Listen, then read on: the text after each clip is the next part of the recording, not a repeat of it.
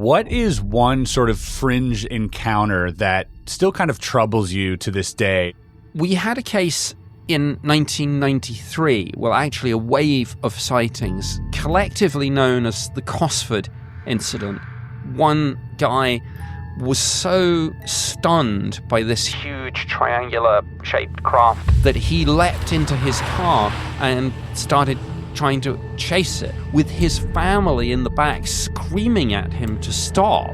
In this same encounter, there was a farmer who saw this craft very low, and he thought it's so low, he thought maybe it landed, and he went up to the field, and all the cows in the field were standing in a circle, like facing each other.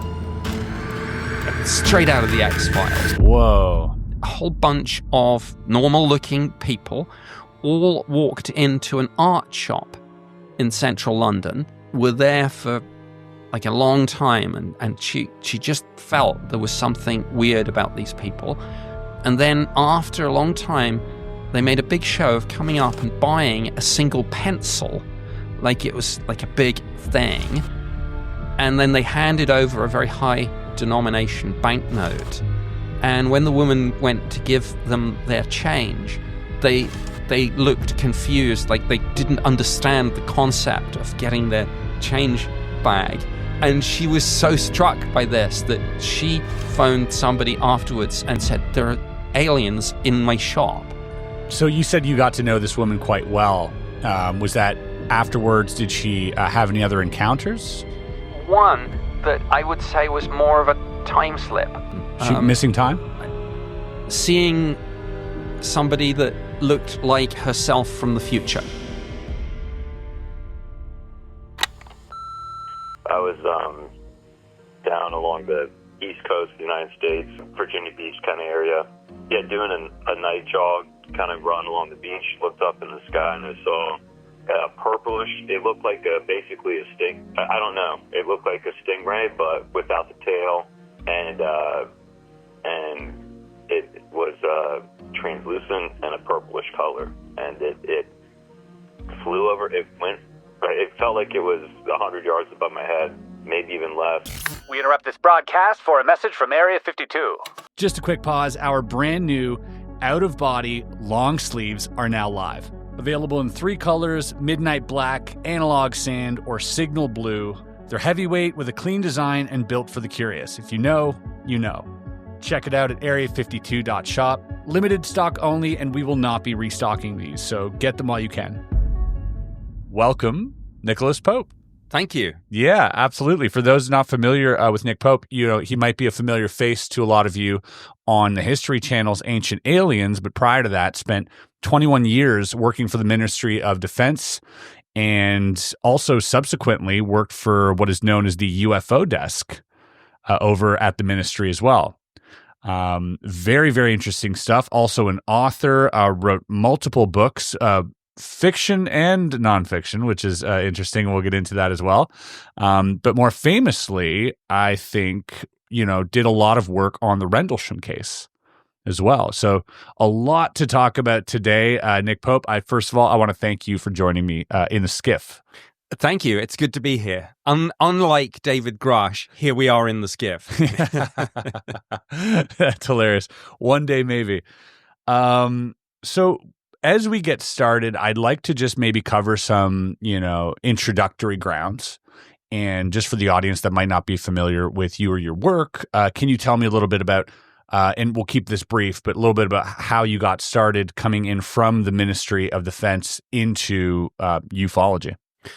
Sure thing. Well, the Ministry of Defense essentially is like a Department of State in the UK. I was there as a civilian employee, like you say, for 21 years. They move you around a lot. So I did lots of different things. But yeah, from 1991 through to 1994, I was posted to the so-called UFO desk. And the mission, basically, which I chose to accept, was to research and investigate the phenomenon and assess the potential defense, national security, and safety of flight implications. Yeah. I mean, that is quite a hefty task. Now, doing this back then, like today, this might not seem so unheard of because of, the recent task force that's been appointed, but also the other programs like OSAP and ATIP and all this stuff. But back in the 90s, this was X-Files time. Yes, it was. And that actually led to a few insider jokes, I guess. Literally, I would be walking down the corridor in the Ministry of Defense and people would whistle the theme tune to the X-Files as I went past and say, look, there he goes. It's Nick Spooky Pope. Wow. How many people were working in your department during that time at the UFO desk? Essentially, it was just me and admin support, but obviously we had a network of people that, whilst not posted to that particular operation, could be called upon. So, for example, we had instant access to radar specialists, and radar was obviously a big part of any investigation. We had instant access to intelligence community imagery analysis resources and capabilities, the Met Office, the Royal Greenwich Observatory. It's all about trying to bring in experts, whether they're astronomers, meteorologists, radar experts, whatever they are, whatever you need. It's like a toolkit that you have. Right. Very interesting. Do you, being like a one-man team for that, is that difficult? Would it not have been a lot easier to have several people on these cases? It would have been. And had we had more resources, absolutely. That's, there is no manager, or very few managers who don't want more resources, more people on the team. I would have loved to have had somebody full-time, like a radar person, a psychologist. That would have been useful. But this was the time when this subject, even within government, was more fringe than it is now. Now, particularly in the US, of course, we have, as you mentioned, the recently established task force on the declassification of federal secrets. We've had UFO-related provisions in every National Defense Authorization Act for several years now. We've had classified briefings in Congress, public hearings, NASA doing a report. So if I was doing that job now, I'm sure I would have had more resources. But at the time, it was pretty much me and admin support. And there's a lot on your shoulders. This, I forgot to turn on my oscilloscopes. Very important for this interview that these oscilloscopes are turned on. You've probably looked at a lot of cases from 1991 to 94. And in the 90s, obviously, there was a rampant surge in especially mass sightings, going from obviously, 97, which we just celebrated the anniversary of the Phoenix Lights, but also you had, Rua, Zimbabwe, you had Virginia, these pretty big cases. Did you ever encounter or investigate any of the mass sightings that happened during that time or prior? Not outside of the UK. This was one of the very interesting things in a way. Our terms of reference were really tight. And because of the, I guess, political sensitivities about this, and I mean that in terms of some people would say, this is all nonsense. Why are you wasting taxpayers' money on it? So we had to be very careful with this. Our terms of reference were tightly drawn to defending the UK. Right. So it was like, if there's something in our airspace, we need to know what it is. That's legitimate business. Going and looking at something that's happened in Africa or even in the United States or elsewhere in Europe, that would have been like, well, why are we doing that? So sure, I see. I was aware of things like that going on, but it was not for me to actually in an official capacity. You were kind of like restricting yourself to not delve into other people's business. Yes. Okay. Well, obviously there's a lot of cases in the UK as well that have happened a little bit prior to that, and subsequently afterwards, even recently, the Lakenheath Air Force Base is obviously famous for multiple sightings going back all the way, I think, to the 50s. Yes. But I mean, looking at all that, these are all sort of official radar and military personnel related. Did you investigate any sort of civilian witnesses or witnesses to civilian events that have happened? Yes, we did. And in fact, we were a public-facing program, rather like the old US Air Force Project Blue Book. We did do classified work, but most of what we did on a day-to-day basis was unclassified. I think it's like Avi Loeb says, you can't classify the skies. Right. And I would say, although we concentrated on military cases because they were often ones where you had access to the witnesses, you knew that those people were reliable when pilots tell you about encounters, and when it's particularly if it's corroborated by radar evidence, there's something in terms of evidence, data, you can get into that. That being said, 80, 85, 90% of the cases that I looked at, which are 200 or 300 each year, probably came from the public. So as much as I'm interested in the military's perspective of UFOs, I find myself, as you can see, all these books behind me here are all related to civilian encounters. What is one sort of fringe encounter that still kind of troubles you to this day that might have stuck with you after investigating it? We had a case in 1993, well, actually a wave of sightings, collectively known as the Cosford Incident. We get stories every week. Encounters, objects, beings. But most of it never makes it past a sketch or a shaky interview. Until now. You see, Artlist just launched an AI video and image generator, but this isn't your typical AI toy. It's built for creators, for people who tell stories through visuals, like us. Let me show you something. You see, a real witness described seeing a circular disc-shaped craft off the right wingtip of his flight to Japan in 1965. And until now, this was the best photo we had. So we typed in that prompt, and within seconds, well, the image came to life. Lit by the setting sun hovering silently and ominously beside the plane, there it was. But here's where it gets wild. You see, with Artlist's tools, we turned it into a full video scene. Ladies and gentlemen, we're experiencing some turbulence. Smoking is not permitted on board at any time, and this includes the use of With sound design, footage, music, and even color grading. We built a moment from a single sentence. And now, we're reconstructing history, frame by frame. So go to Artlist today, or click the link in my description to try it out for yourself. Artlist AI. Powered by vision, used by believers. And although there were police and military sightings in that, in a way, the most interesting cases did come from the public. Literally, for example, one guy was so stunned by this huge triangular-shaped craft that he was witnessing that he leapt into his car and started trying to chase it, driving along the road, keeping it in view, with his family in the back screaming at him to stop because they saw it too and were scared, whereas he was excited. And in this same encounter, there was a farmer who saw this craft very low, and he thought it's so low, he thought maybe it landed in one of his fields.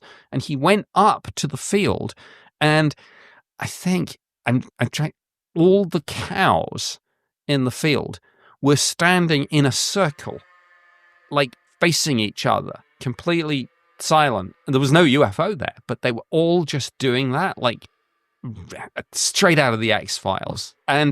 And so you have things like that, and you're thinking, well, I don't know. Yeah, that is terrifying. I mean, I don't think there are very many unsettling things cows could do other than standing in a circle, like some type of weird ritual. You know, that reminds me actually of like the Belgian UFO wave a little bit. Well, very interesting you should say that, because there was, talking of the X-Files and spooky coincidences, this this wave of sightings, the Cosford Incident, took place late on the night of March 30th and in the early hours of March 31st, 1993. And of course, as I was investigating this, something was kind of gnawing at the back of my mind, and I couldn't quite put my finger on it until afterwards I realized, wait, this is 3 years to the very night after those Belgium sightings. And there were absolutely similarities in the shape of the craft, sometimes the behavior, this apparent ability of it to move from a very low speed to high max speeds in an instant with no sonic boom. Lou Elizondo would call this, one of the 5 observables. Mm-hmm. And we didn't have that terminology at the time, but we knew what it was because it cropped up in cases like this. And I remember one of the Air Force witnesses telling me that this thing moved very slowly, maybe 35, 40 miles an hour, with a low frequency humming sound that he said was deeply unpleasant. You could feel it as well as hear it, rather like getting too close to a generator or something. Generator, a bass speaker at a rock concert, something like that, where you feel the sound going through your body. He said it was like that. And this is an Air Force guy telling me this, like just a few hours after he saw it. And he said from that very slow speed, suddenly it just went away to the horizon, like whoop, in an instant. And he said, Nick, and this was maybe, I don't know, just 5-6 hours afterwards, we were on the phone. His voice was still shaking. And he said, Nick, I've been in the Air Force 8 years. I see, obviously, fast attack helicopters, military jets. Like, it's my job. I've never seen anything like this before in my life. Wow. I mean, that's incredible coming from such a credible witness. And then the corroborative evidence. Now, did you obviously picked up some of that on radar as well? We did have some radar data. It was inconclusive. There were some uncorrelated targets near, some of the radar heads had picked something up, but you couldn't hang your hat on it. I see. And it doesn't surprise me. I mean, we do stealth, so it can be done. Yeah, that's. Stealth has a large part of stealth as well is the altitude, right? So if these things are not too high in the sky as well, they would be harder to pick up by radar, wouldn't they?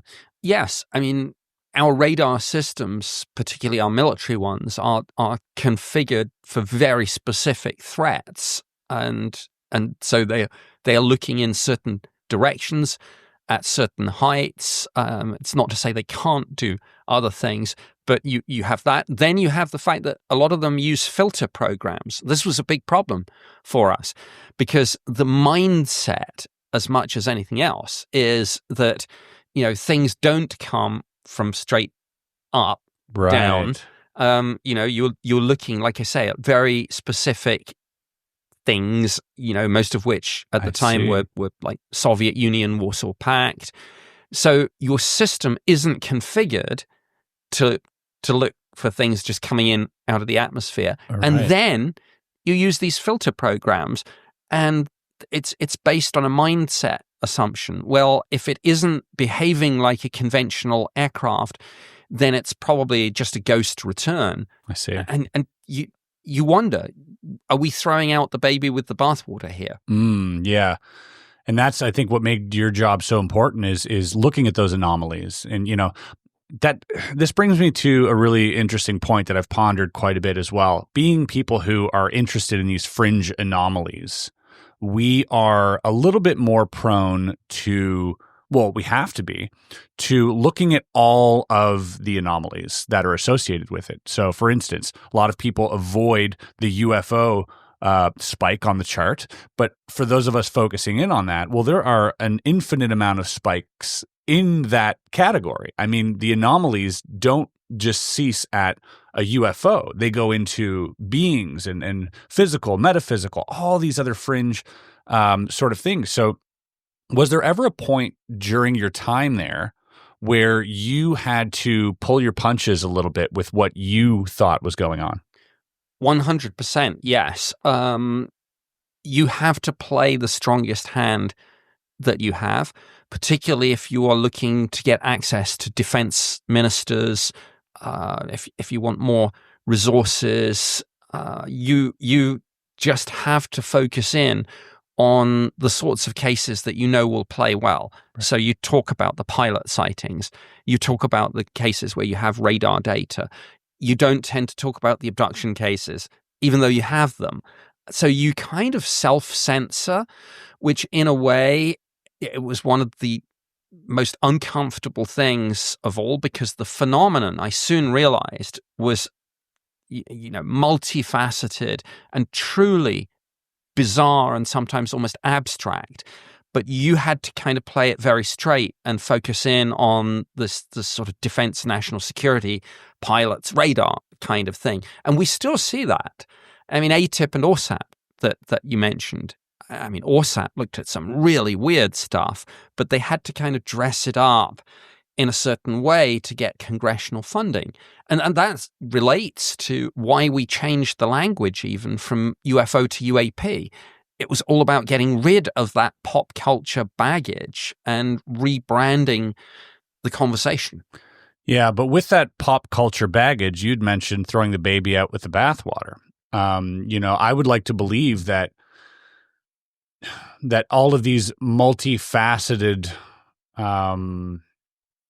sort of subjects that revolve around UAP are also, to some extent, should be a concern to national security.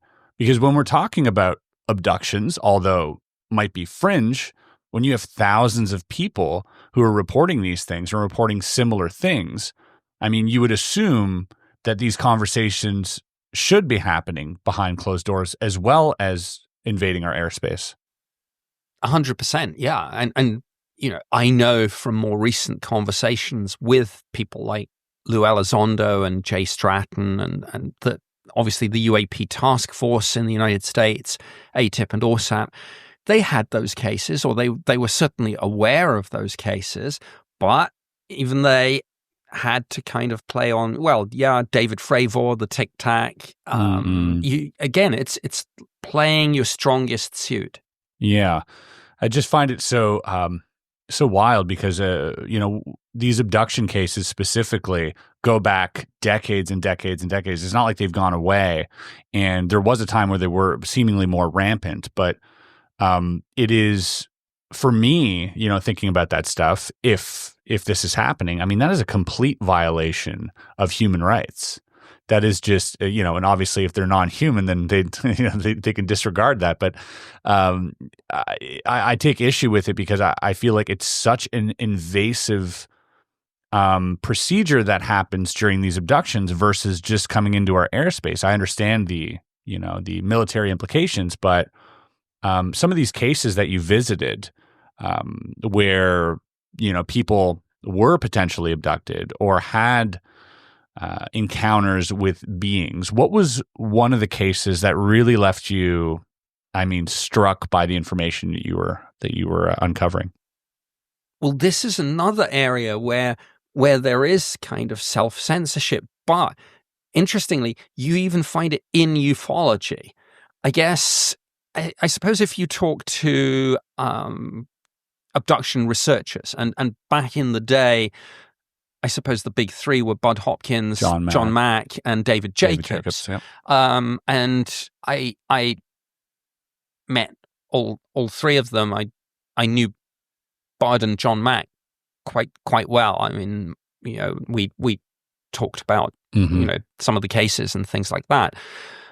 But even within ufology, you often find this self-censorship, and it's only when you talk to the actual experiencers, people like Whitley Strieber, that you realize how truly bizarre and abstract the phenomenon can be. Because you have, just as I talked about playing the strongest suit in government UAP work, you even find it with the UFO researchers. And it's like, I have a case, it's the little grays on a table. Some of the cases that I got were not like that. Can you go into them? Yeah, that would be great. Well, one to answer your question about that left an impression on me was it wasn't really an abduction, but it was an encounter with, I guess, beings. A particular woman who I got to know quite well had this experience that a whole bunch of apparently, normal-looking people all walked into an art shop in central London, started looking at all the produce, were there for like a long time, and she just felt there was something weird about these people. And then after a long time, they made a big show of coming up and buying a single pencil, like it was like a big thing. And then they handed over a very high denomination banknote. And when the woman went to give them their change, they looked confused, like they didn't understand the concept of getting their change bag. And she was so struck by this that she phoned somebody afterwards and in fact during this whole thing and said, there are aliens in my shop.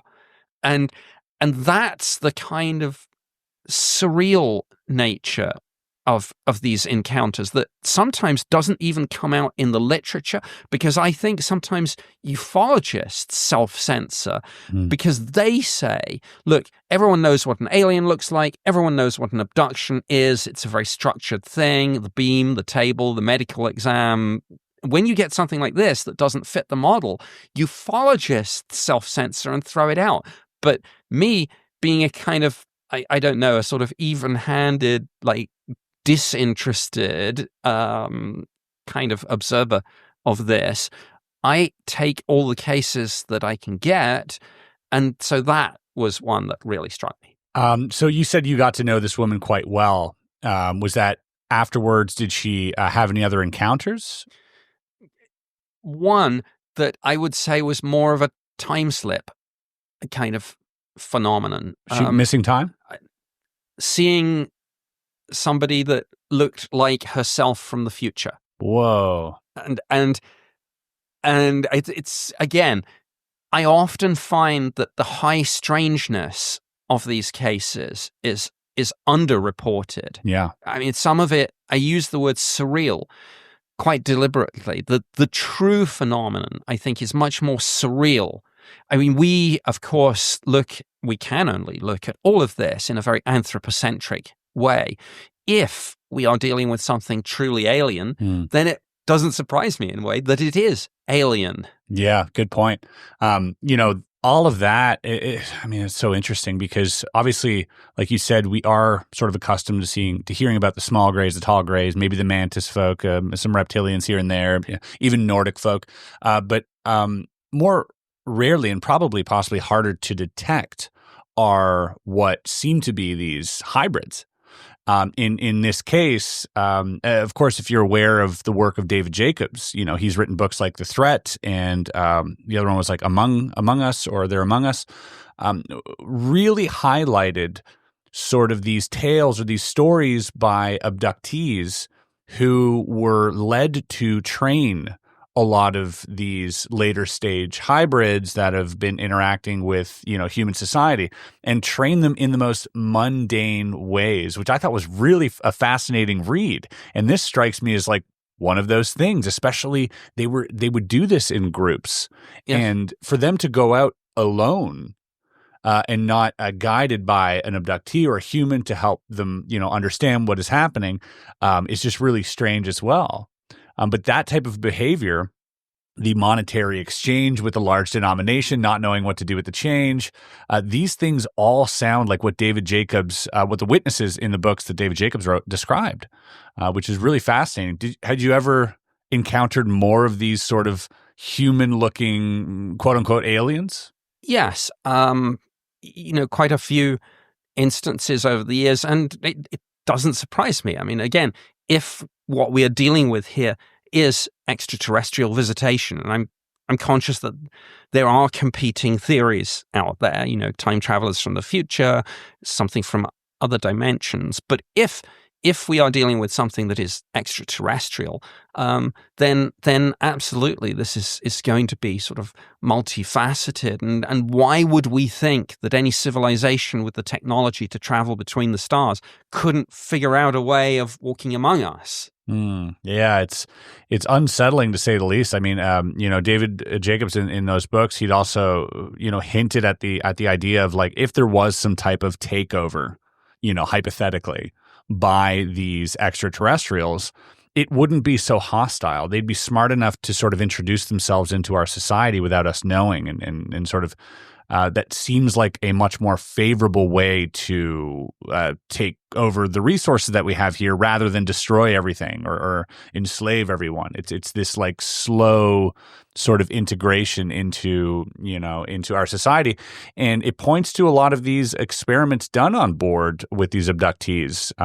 The genetic experiments and like what Whitley Strieber gone through, and similar things to that. So, I mean, those things. Potentially the Fringe cases, I think, fascinate me a lot more than hearing about these other type of aliens, although equally fascinating. Was there ever any witnesses that you encountered that had seen your typical alien?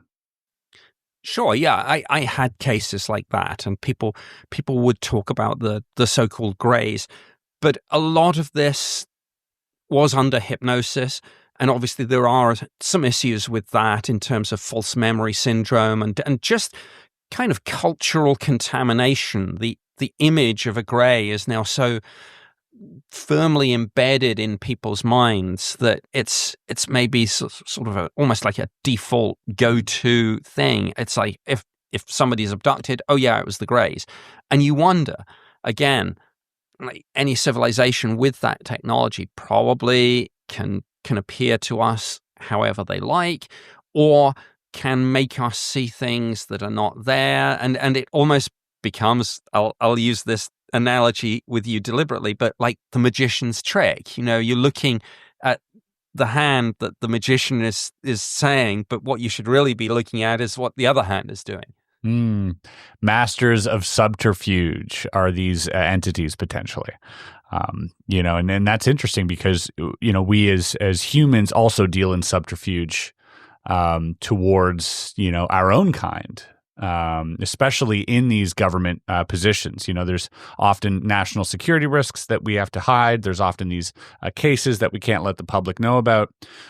Did you ever feel like during your time that there was actively information being suppressed at some level that you were denied access to?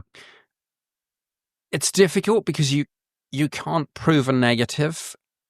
I actually felt that I had access to everything I needed.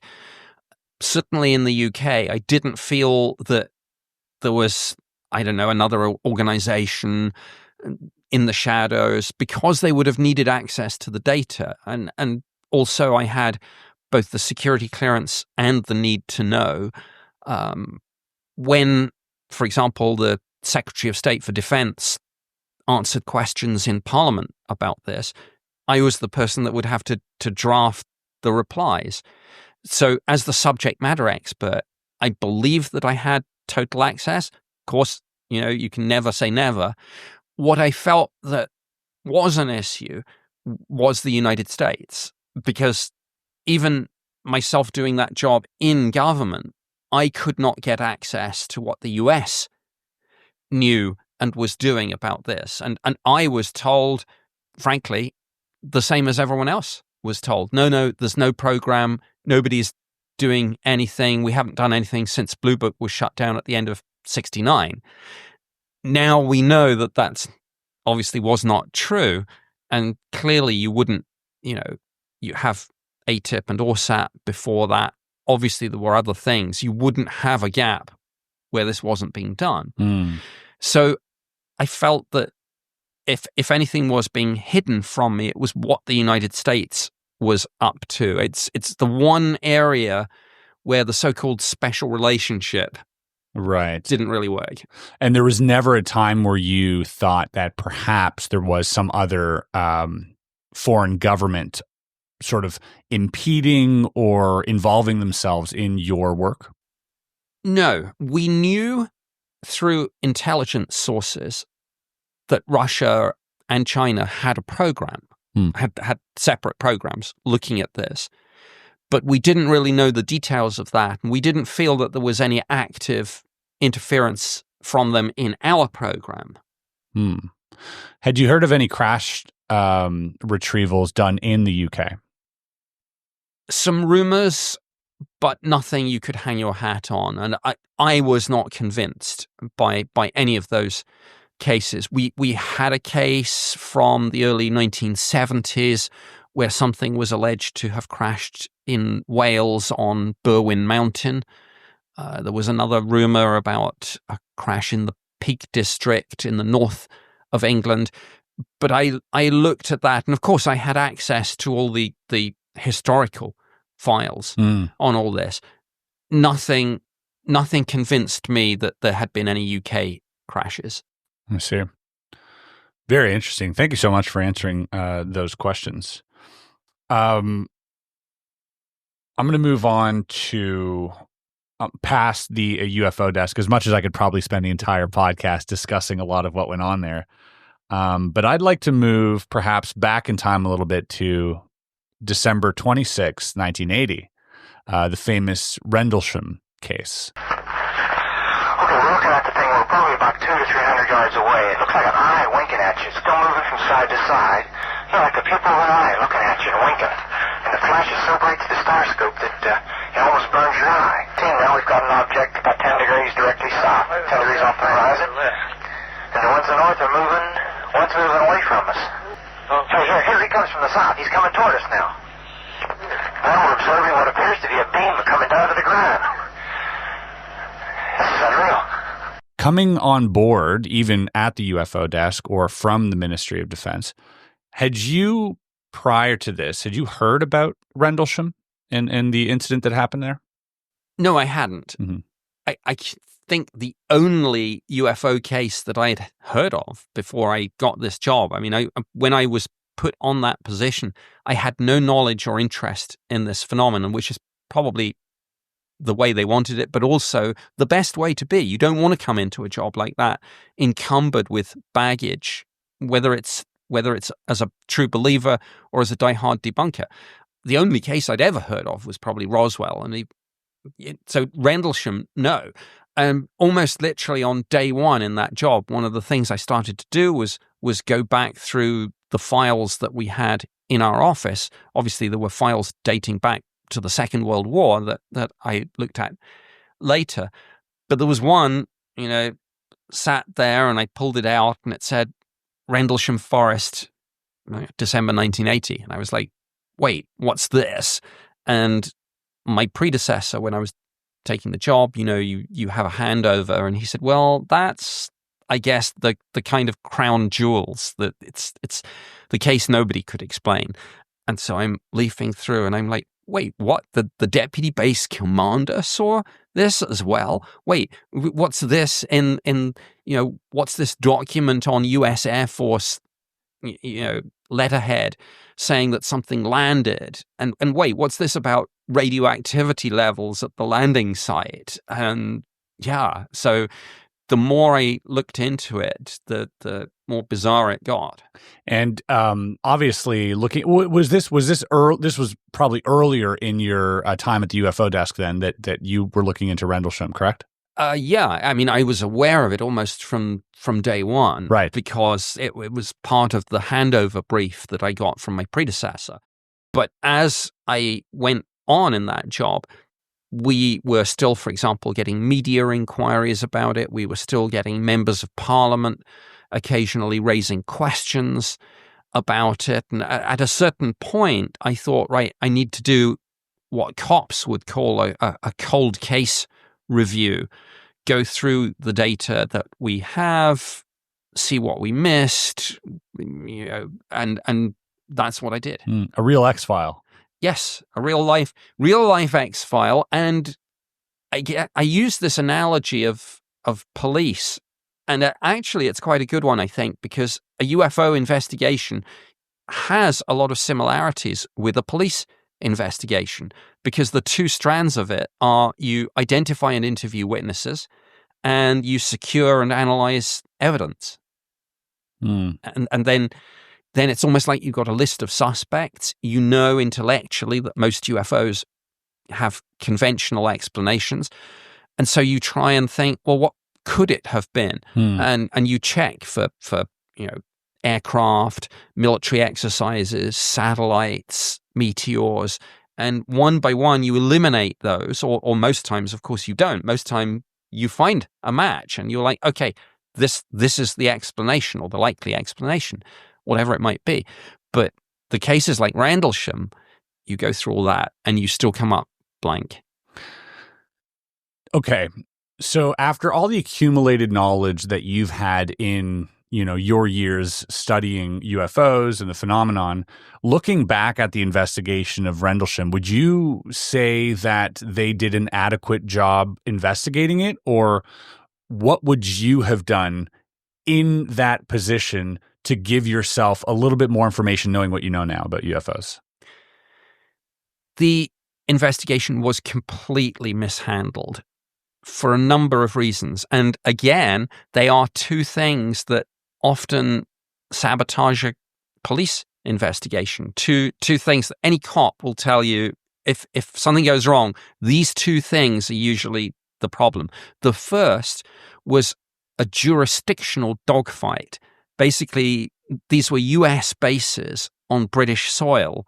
So you had this kind of, well, who's got jurisdiction, who's got primacy, some things the US military did, some things the British Ministry of Defense did.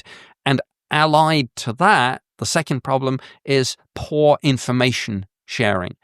Again, just an unrelated example, but one of the lessons of 9/11 was that all sorts of intelligence agencies or parts of the government that had access to intelligence had intelligence, but didn't share it. So FBI had something that CIA would have wanted to know, and vice versa. That happened with Rendlesham, that we had this kind of US government doing its thing, British government doing its thing. Everyone was kind of, secretive and holding their cards close to their chest or vest, whichever saying you use. And so a lot of things fell between the cracks. Oh, and delay. Because this happened over Christmas. Right. A lot of people were on leave.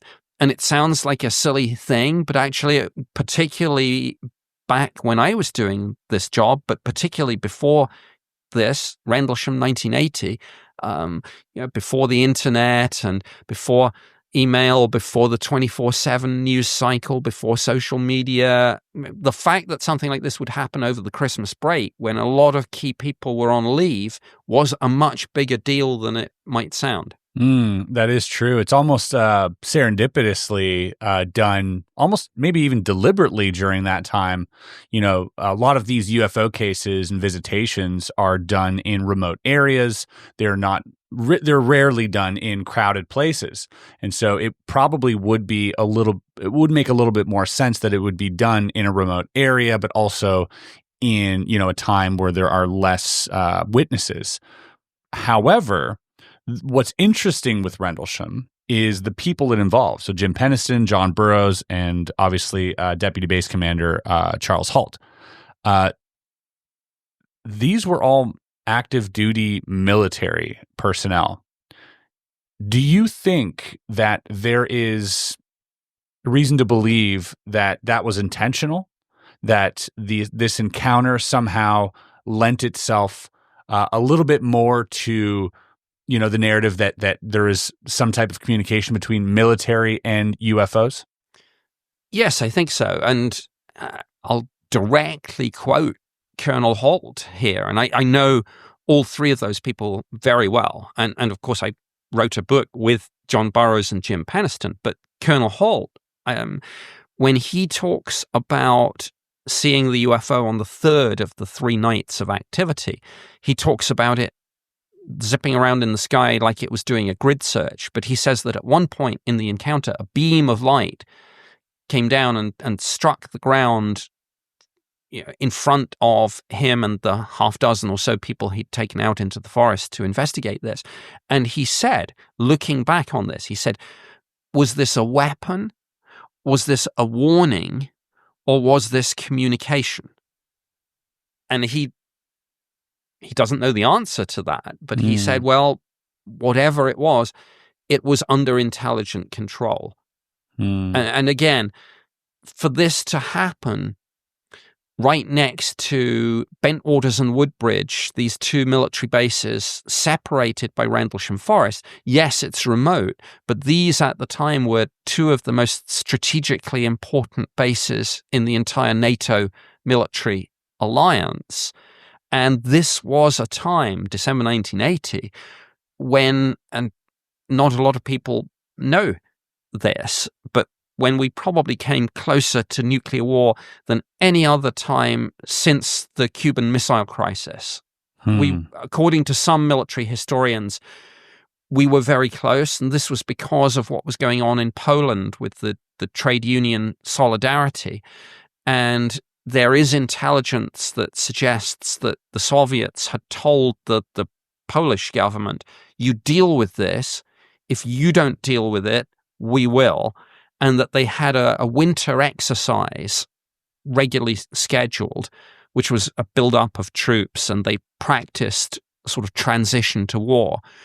But there is intelligence that suggests that this time they were saying this exercise is going to turn into the real thing unless the situation in Poland is resolved. And Rendlesham Forest, of course, played itself out to this backstory. This was the geopolitical situation at the time. Are there nuclear arms in that region? We've hit one of those NCND moments. I can neither confirm nor deny. Yeah, it would make a lot of sense looking at even the recent activity in Lakenheath, and even going back to Rendlesham, the amount of just even stateside, and I think even in Russia, these things are highly interested, intrigued, curious, or perhaps even wary of our nuclear capabilities, whether that's having nuclear meltdowns at these facilities or the place where we house nuclear bombs. That would potentially be one of the reasons why this craft was in the area. Again, we have to be wary of anthropocentrism, but there is a certain, if you're kind of saying what assumptions could we make about visiting extraterrestrials or a non-human intelligence, right, if you want to use that phrase, one of the good assumptions would be they would be interested in the cutting edge of our technology, particularly if it's a technology that we could literally induce an extinction level event, and the shorthand for this would be that other civilizations would look perhaps at the Trinity test in 1945 and then Hiroshima and Nagasaki and say the kids have found the matches. That's right. Yeah. And if you're looking, what other possible explanations could you find for a UFO being interested in this area with these military personnel? There's no, they weren't doing CE5 out there. No, and we've been aware of this UFO nuclear connection for years, of course. Maelstrom, 1967, Minot, 1967. Another case from actually Ukraine, I think in 1982. That was the really scary one, because of course in a lot of these cases the allegation is that the nukes were shut down, maybe as a demonstration of strength, maybe as a warning, whatever. But in this Ukraine case from 1982, of course, the missiles were put into their pre-launch sequence, and that was truly scary. Yeah, that's definitely terrifying. Shutting them down is scary, but turning them on is even scarier, I think. Yeah, the guy, one of the main witnesses to this, his hair turned white I mean, literally, it's one of those medical things that apparently shock can do this, but the next day his hair was white. Wow. And yeah, never went back. Stress related, or I mean, yeah, he literally thought that on his watch, the Third World War was going to start because of something weird happening to the nuclear weapons that was not, the high command had not given a launch order or anything. So this was like, he thought on his watch, some bizarre accident, and yes, of course, there was a UFO sighting in relation to this, and that's what triggered the stress and the fear. Wow.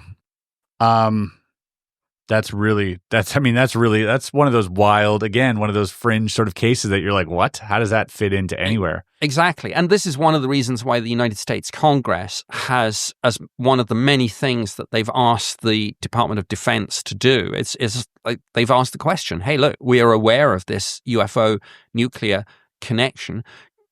Go find out whether this is a real thing, or the skeptical theory is that some of this is collection bias, that nuclear facilities are, by their very nature, more heavily surveilled. Therefore, it's maybe more proportionally likely that if there's a UFO sighting, it will be picked up. But obviously, some of the things we've discussed go over and above that. Yeah, no, understandably. If you could ask sort of one candid, off-the-record question to any of the witnesses at Rendlesham, what question would that be? It would be, what didn't you put in the official report? Because again, people self-censor. Even with something as bizarre as this, one of the reasons that people like John Burroughs and Jim Penniston could speak out was that the deputy base commander, Charles Holt, had seen it too. So they kind of felt, okay, the boss has seen it. So there's no shame in saying, yeah, I saw a UFO. But they self-censored, and Jim Penniston, as we know, self-censored the whole business of touching the binary code. The binary code. This sort of, as he puts it, almost like a telepathic download of data that he got. I still wonder, to answer your question, which other witnesses self-censored? What didn't some of the others put in the official report? Is there anything you're aware of? No. If I had to guess, I would say that with some of the things coming out now, it relates to health issues. I see. There's a throwaway line in a British, not American, interestingly, British intelligence assessment of UAP as a whole. Throwaway line on Rendlesham, which says this is a case where it might be postulated that the witnesses were exposed to UAP radiation for longer periods than normal. And that crops up again in ATIP and ORSAP in one of the papers that they did about human effects. But all this is very, sensitive. Yeah. Kind of, like I say, people self-censor. So you have to dress it up as, if you're reading this report, it's dressed up as sort of physiological effects of exposure to UAP. And it sounds very sort of dry. And then you read between the lines and it's, this is a government document basically about close encounters. Right. Yeah. And the work that Dr. Gary Nolan is doing to, study these physiological effects and, corroborating a lot of what David Grush came out and said publicly, and even what Lou Elizondo had spoken about, that there is, this danger in interacting with this phenomenon that is sort of an offset, perhaps from the propulsion or whatever they, end up using.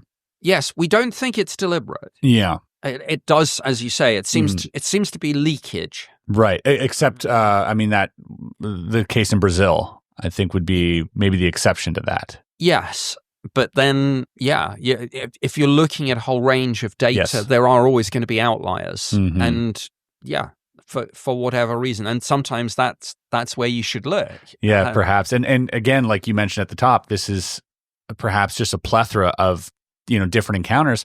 We don't know. Like I always like to think that like it's either 0 or 1,000,000. If we're thinking of like species in the known galaxy or even, interacting with Earth, it's either nothing or everything, because it's such a vast universe, and that like if one of them through these billions of years discovered that technology, then 1,000,000 of them did. Yes. That's kind of where I sit with that. Absolutely. In a universe nearly 14 billion years old, there might be civilizations out there a billion years ahead of us. And like you say, the statistical chances of there only being 2 civilizations in the universe, us plus 1, are I think as ridiculously long odds as the idea that we'd be alone. And the more we find out about the universe, the more ordinary we look. And I guess it's the Copernican principle that you're probably somewhere in the middle. So there are probably emerging civilizations much more primitive than us, but conversely, like I say, in a universe this old, even with the cycles of star formation and needing heavy elements that were only formed after the first wave of stars, went supernova and seeded the universe with these heavier elements. Even taking that into account, like I say, there could be civilizations out there that got going 1 billion years before us. And it also, before I forget, it reminds me of something John Mack once said, and talking about the abduction experiences. And he said, when abductees say, "Oh, it was like a medical procedure," he said, "Yeah, the word is it's like a medical procedure. That's just our anthropocentrism." He said it may be something completely different. We kind of put it in a very human context, and we settle on the nearest match we can find. So people say, "Oh, I was on a table, they started doing stuff," and we say, "Oh, medical procedure, hybridization program, samples." But John Mack said it might be something completely different. Right, and that's just impossible for us to even conceive. Yeah. We can only use the words that we have, which is, why people like Jacques Vallée, of course, look at the folklore and they say, well, this is something that's always been going on, but we've used different words for it. Dwarves, fairies, elves, and flipping that around, there might not only be things that we don't have words for, but things that we don't have the conceptual ability to even process. I mean, rather like you couldn't explain quantum physics to a chimpanzee. Right. Maybe you can't explain the phenomenon or some aspects of it to humans. That's right, yeah. And those are fun lines to think of, because that's really the fringe of it all. That's like where you get to the extremities of this phenomenon, and you kind of have to just hypothesize, anything you can using this human interface. What are the limits of that? And even thinking so far as like some of these extraterrestrials possibly also observe UAP to them. Like they're and even thinking on the lines of, they might be 1 billion years more advanced than us. If you look at the trajectory, the absolute, just shocking rise in propulsion technology, in just tech in general in the last several hundred years, how that line goes straight up exponentially. We might only be 100 years behind some of these things. Yeah. I remember one time, slightly off topic, but it isn't, talking to my grandparents, and my grandparents were telling me, "Oh yeah, I saw one of the first German raids on the UK," and I sort of had in my mind like images of bomber planes, and my grandmother said, "No, I'm talking about the Zeppelins," and it just brings it home that, like you say, we've come from horse and buggy to stealth fighter and space probe in like a couple of 100 years, and you don't have to kind of go too far beyond that when you look at the exponential rise of technology, particularly with AI, to say, where are we going to be in another, well, even 10, 20 years, but imagine 200 years, 500, 1,000, 1,000,000. Yeah, we don't even have to like speculate that far, ahead to really become alien to our own selves. Like, I mean, we're eventually going to look back in the last, 50 years and go, wow, this is just, we've changed so much as a species. Hopefully we get to that point. Yeah. And again, sort of related to that, as much as we talk about an ancient universe, 14 billion years old, civilizations a billion years ahead, you can flip that and say, in one sense, we are in the first heartbeats of the universe because some of the stars are going to last for trillions of years, and yet we're in the first 14 billion. So in one sense, statistically, if you look at it this way, in the age of the universe, when we come to look at it, it's kind of bizarre that we are at the very beginning. Yeah, very true. Hard to conceptualize all of these things, especially when our feeble human minds can barely conceive of time and space. Back to some of the cases that we were talking about. Now we touched on Rendlesham. I do also want to ask a little bit more about the binary code download when interacting with this craft. I mean, can you, in a nutshell, describe how credible you think that was, considering the evidence that was given and the information that was taken from it? Well, I got to know Jim Penniston very well, and to me, he comes across as an honest man and quite a humble man. And one of the most credible things about this is that he sat on this aspect of it for decades, probably about 30 years. Firstly, just out of embarrassment, and again, I'll use the phrase self-censorship. It was okay to say he'd seen a UFO because the colonel, the deputy base commander, had seen it too. That's fine. But he couldn't talk about a telepathic download when he touched the side of this thing, not least because he stayed in the service for years, and he knew he had a very high security clearance. He was in the PRP, the Personal Reliability Program, the handful of people who have exceptionally high security clearances go through all sorts of extra vetting, security clearances, psychological evaluation, that sort of thing. He knew that if he'd mentioned telepathic download, he'd be out of that. And then effectively he'd never get any good postings again. He would just be in charge of the stores depot. Yeah, very true. Not that there's anything wrong with that. No, a lot of people like that. Yes, of course. Do a very good job. Yes, of course. But that was not the sort of job that he wanted. Understood. And what do you make of the actual message itself? First of all, this was given to him in these zeros and ones that he jotted down. How did jotting those down to deciphering those, how did that end up happening? Well, he didn't even know what binary code was. And maybe that sounds surprising now, but I don't think it was maybe that surprising back in 1980, maybe unless you were a computer person, which not a lot of people were, or a mathematician. That's right. Yeah. You wouldn't. So he just got this kind of what he described as this compulsion. He touched the side of the craft, felt a sort of jolt, something happened. Then 2 or 3 days later, under a compulsion, he wrote 16 pages of ones and zeros in a notebook, and then promptly kind of half forgot, half self-censored for 30 years. And it was only when somebody else, and by a bizarre coincidence, this somebody else was Linda Moulton Hell.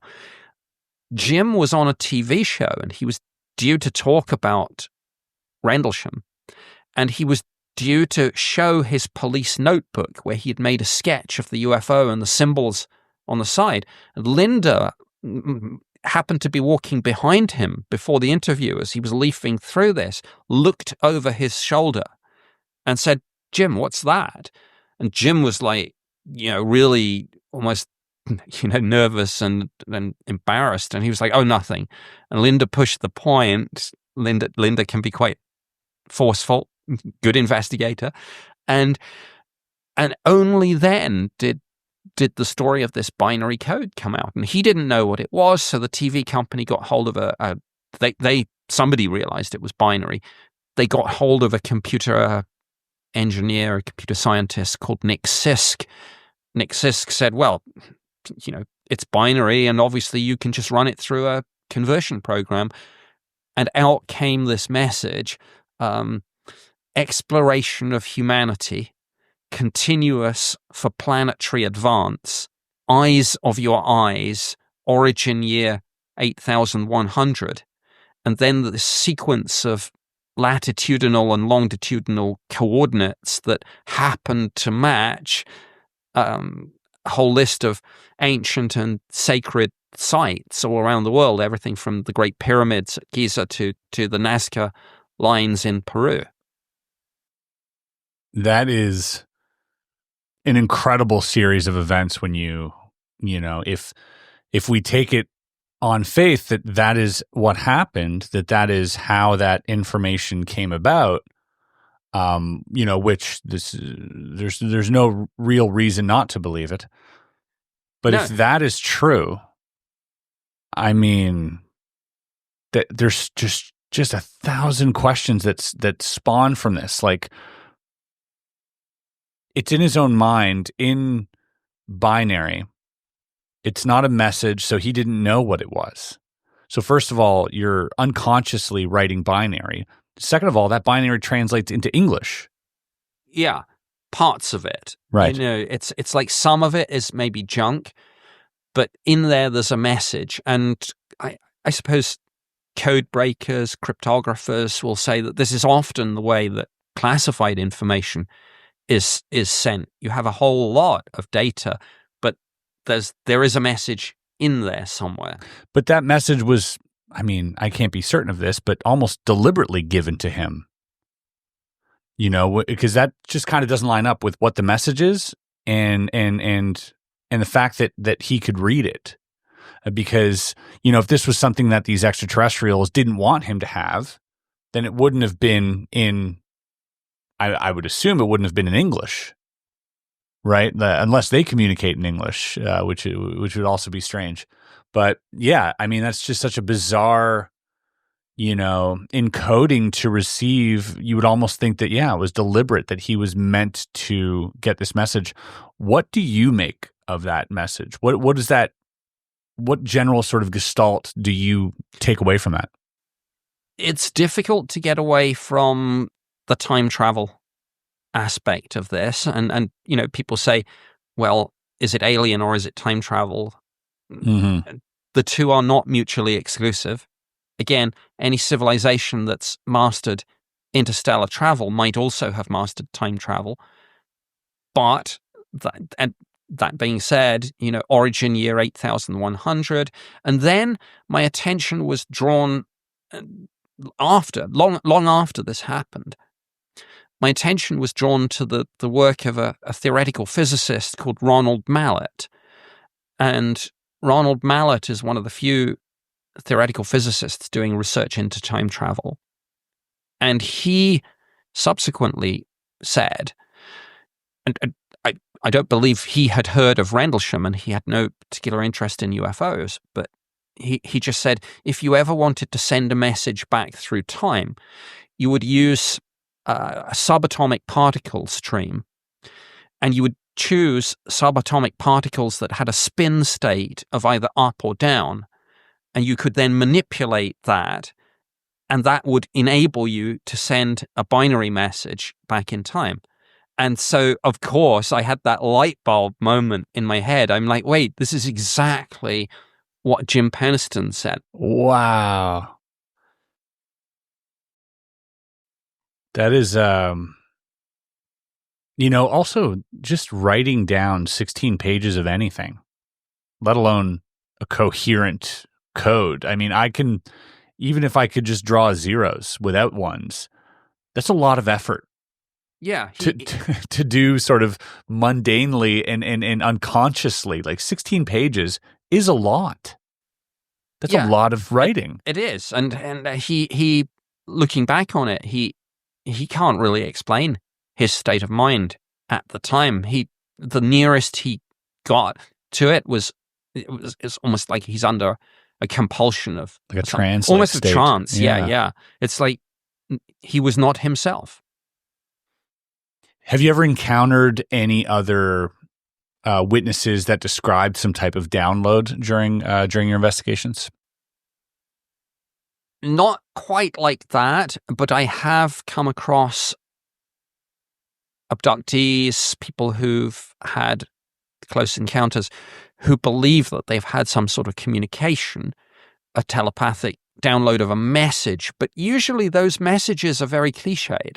I mean, abductees get told things like, this won't hurt, and then it does. It's almost like like John Mack, like what a doctor tells you just before he sticks the needle in. Don't worry, this won't hurt. Yeah.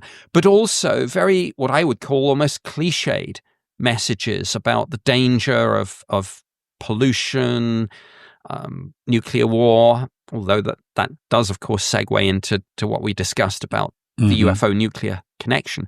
But again, it's why would these abductees get a message like that when, frankly, I don't mean this in a disparaging way, but they are not personally in any position to do anything about that. It's not like they're the president, or the prime minister or something. It's just ordinary people. Yeah, I completely agree with that sentiment. It's something that's really stuck out to me researching a lot of abduction cases, and even from the children in Rua to, more modern cases, even Chris Bledsoe, they were all sort of given these messages of, oh, the world, you got to take care of the world. We can't be destroying it, all this stuff. And in my head, I always think, well, what good is that?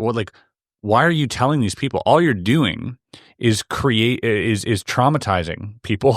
And then these people just end up, at the very most, in partaking in whatever that is, the very most, like going to writing a book and going to UFO conventions. Like there's no actual change being made to, completely change the way we behave in regards to the environment or war or anything else. There's no significant changes happening. They are aware of that.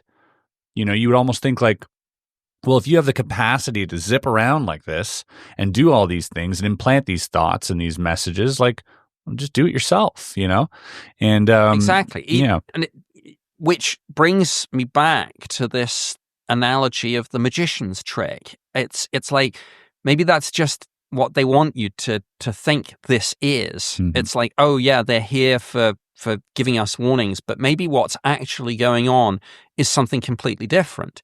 Maybe it's a psychological evaluation of humanity, and that they're giving these messages to people not because those people are able to act on them, but to see how they react to them. Might also be some type of justification for the procedures that they've been doing as well. If you say, ow, that hurt, and then they go, yeah, but look at how bad you're treating the world, and you go, oh, and you feel sad, and then they go, see, you're the bad guy, not me. And we kind of accept that exchange of oh, they did this for the greater good. Yes. I mean, I think one of Jacques Vallée's books, wasn't it, was, Messages of Deception or whatever the title is. But the idea of deception runs, of course, it's one of these great ironies. UAP are often investigated by people in military intelligence, where deception runs through as a theme, and the phenomenon itself demonstrates, I would argue, a degree of deception as to its true nature. Maybe like John Mack said, it looks like a medical procedure, but it may be something different. It sounds like these people have been given warnings about nuclear war and pollution, but maybe it's something else. And the idea that there is deception at both ends of the phenomenon itself, and then those who investigate it and try and interpret it, is kind of one of those cosmic ironies.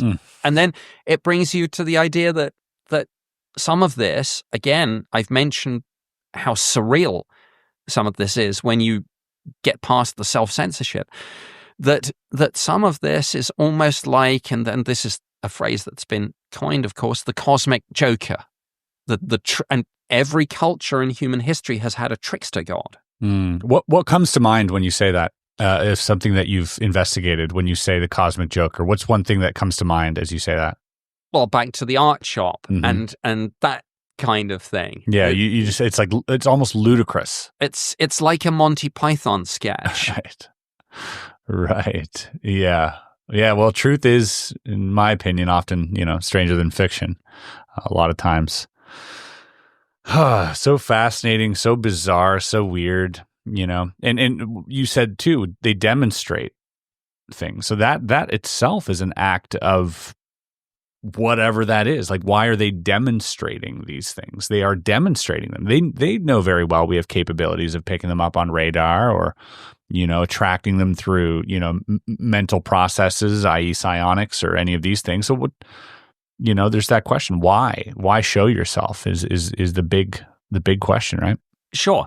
We can do stealth. So absolutely any civilization that's mastered interstellar travel, self-evidently wouldn't be seen unless they wanted to be seen, which brings me back to this speculation. If you say they want to be seen, they want to interact with people and have there is an agenda here.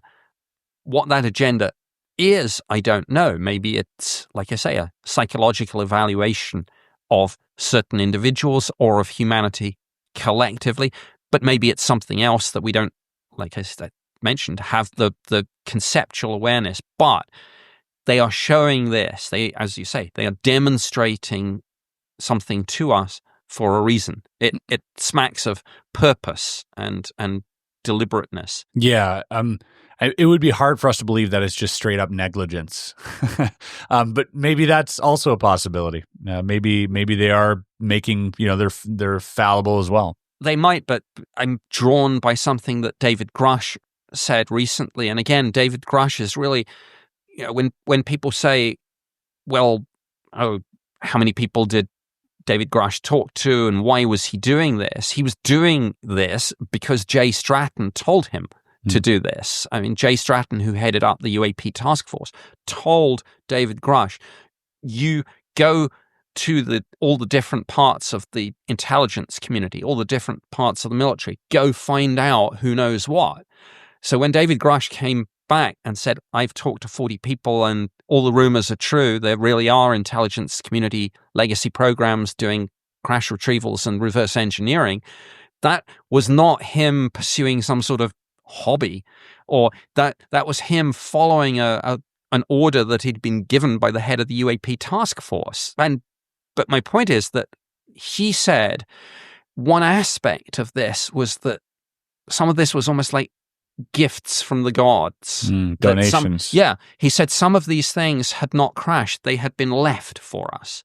Yeah, that's a really hard one to grasp as well, because, if it is future humans, then that almost doesn't make sense that, well, unless there's, some type of time manipulation and but then if it's they want to give us this technology so that we will figure it out and build it, and once we've built it, then we need to go back and put it, or messages about it to Rendlesham Forest in 1980. There's a great Isaac Asimov story, I think, The End of Eternity, which deals with this kind of nature that loop.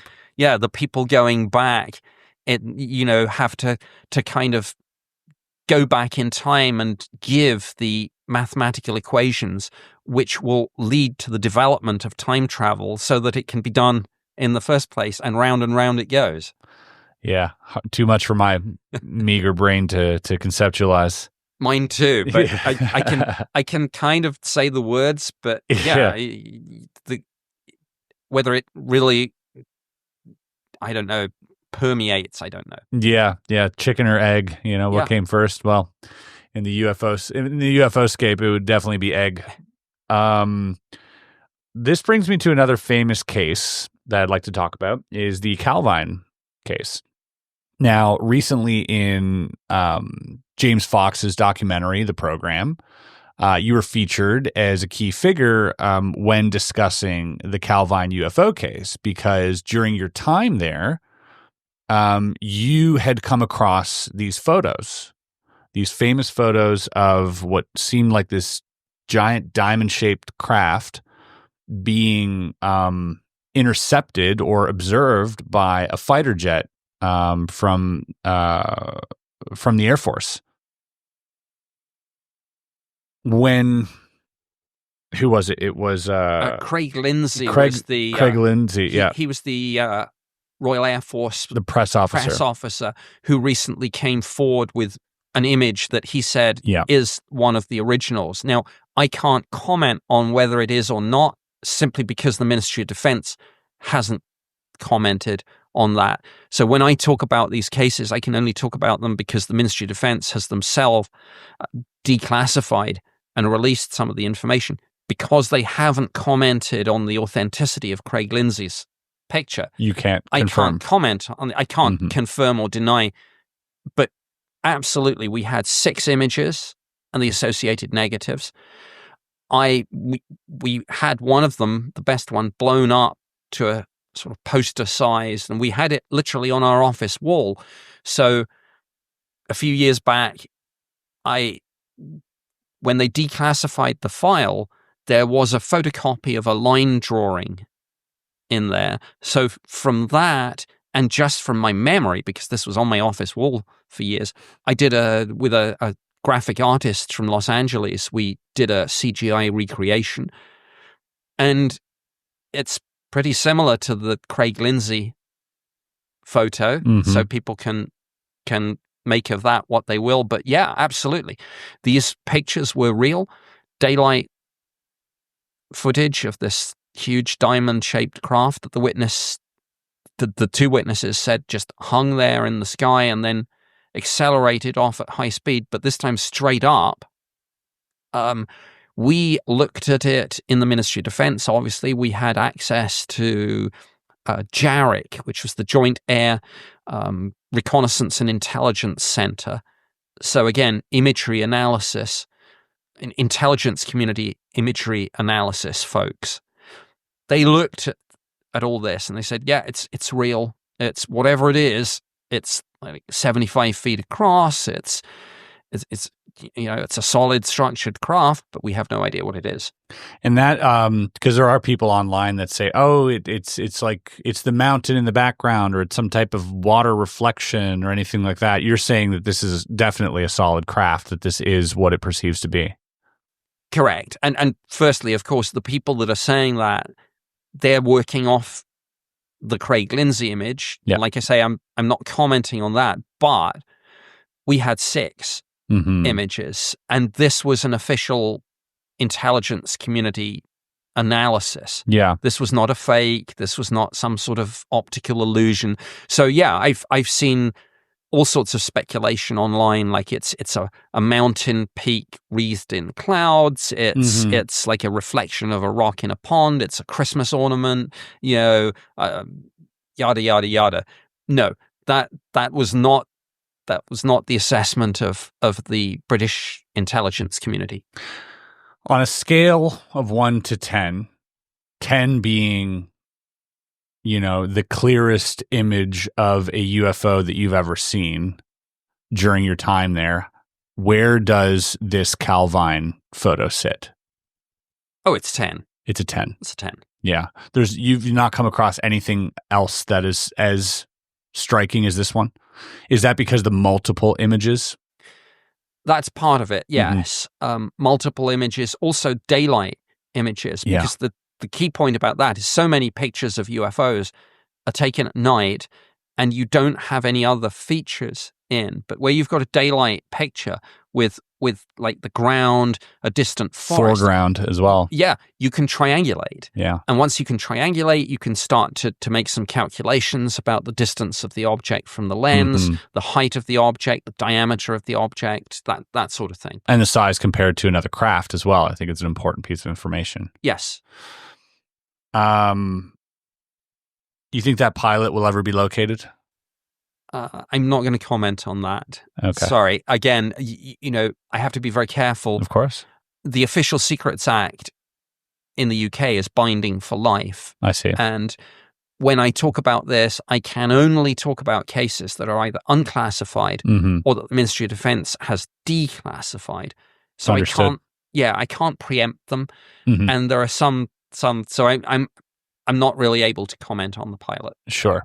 And I appreciate the answer, regardless, and I apologize for asking, but it is my duty to ask these questions. It's absolutely. I understand and respect that. And, okay. Yeah. Let's see here. Well, I mean, I have more questions about the Calvine, but I think we'll move past that. I want to get into now your work. Well, before we get into Ancient Aliens and your work with the History Channel, what you're currently doing, and the projects that you're working on now, I did want to ask one last thing. Did you ever encounter or hear of stories from the people that you've visited, of them being visited prior to your visitation? It did come up, yes. I guess you would call this Men in Black kind of cases. From time to time, it would be, well, why are you asking me all this? I've already told those guys.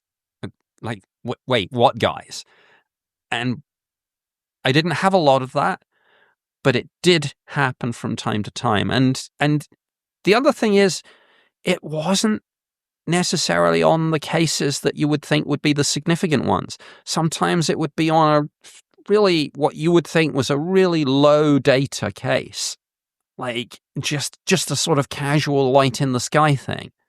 And then you get this story about Men in Black, and it's like, well, you would think if you were going to get that, you would get it with the flagship crown jewel cases, Rendlesham, Calvine. Well, of course, they do say that it happened in Calvine, but that's another story. But to find it happening, just, John Smith out walking his dog on a wet Tuesday evening, seeing a momentary light in the sky, a case that you would think nothing of. You couldn't even investigate,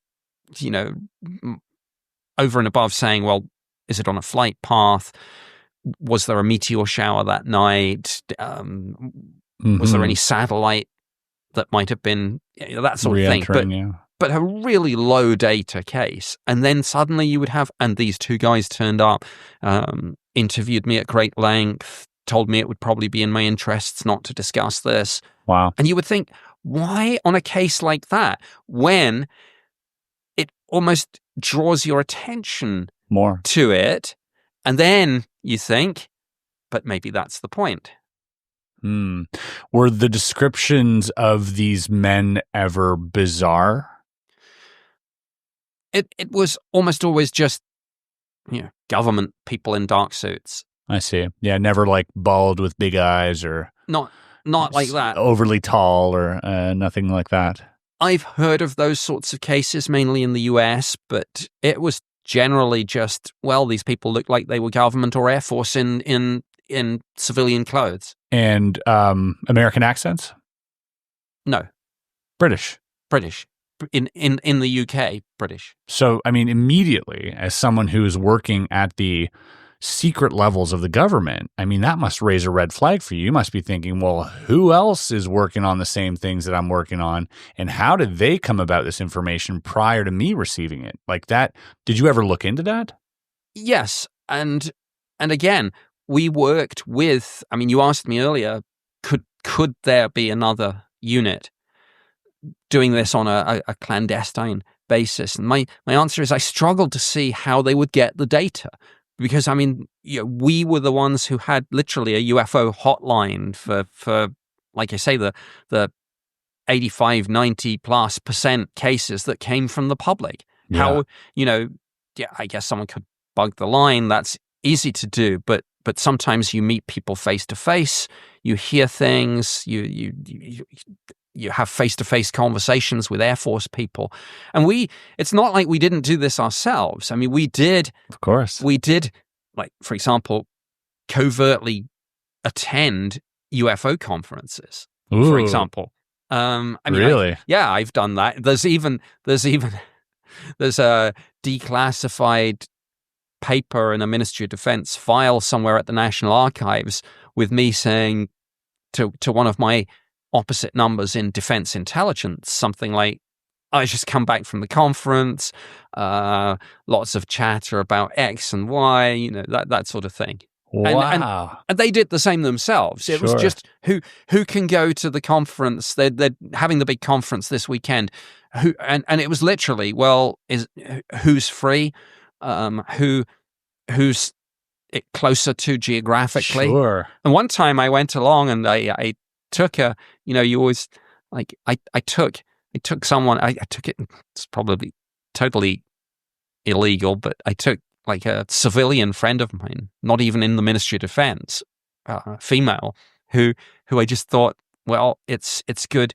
You're much more likely to get busted if you're a single male, but go as a couple and no one's going to question you.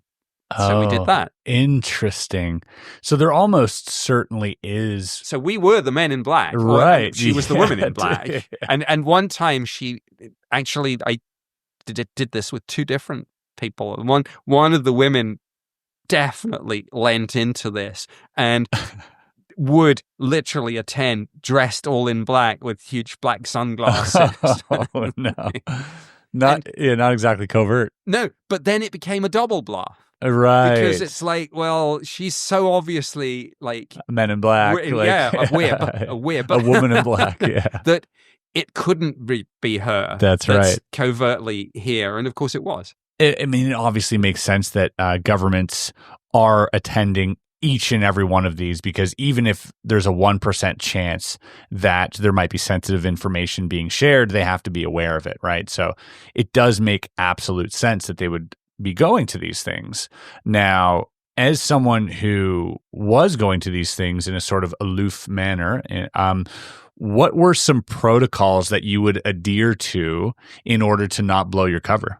Well, don't get caught. Right, but what does that mean? Don't engage in conversation? Or does that mean engage in conversation but don't talk about what you do? Or definitely the latter, yeah. Don't get drunk at the bar and tell them that you're secretly working for the government, though that really would be a double bluff, I suppose, or triple bluff or something like that. But no, yeah, just be natural. Don't draw attention to yourself, and don't get caught. Do you ever, because you've attended a lot of these UFO conventions, and namely, we didn't even mention this, and I'm probably going to put this at the top of the video, but this interaction happened because of Contact in the Desert. And so I'd just like to give them a quick little shout out here. They put us in touch, which allowed you to come here, and we will both be present at Contact in the Desert. So thank you for hooking that up. I just wanted to throw that at the top before anything else.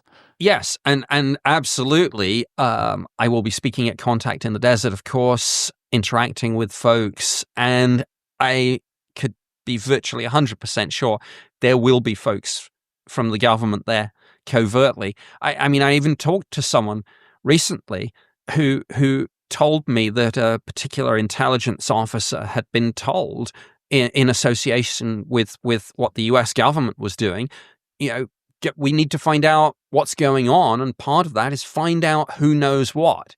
And the only way that this intelligence officer could really do that fully was to go to some of the conferences. That's so interesting. Do you ever have, because you've been to so many of these conventions, have you ever suspected anyone else of playing that role? Yes.